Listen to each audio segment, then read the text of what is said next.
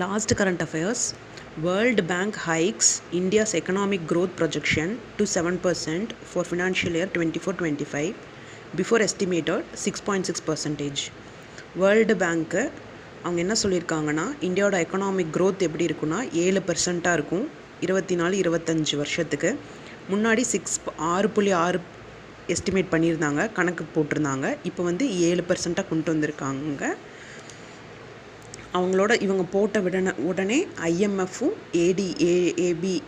ATP பேங்க்கும், அதாவது international monetary fund and Asian development bank, இவங்க 2 பேருமே வந்து அவங்களோட ஃபோர்காஸ்ட்டை வந்து ரைஸ் பண்ணியிருக்காங்க.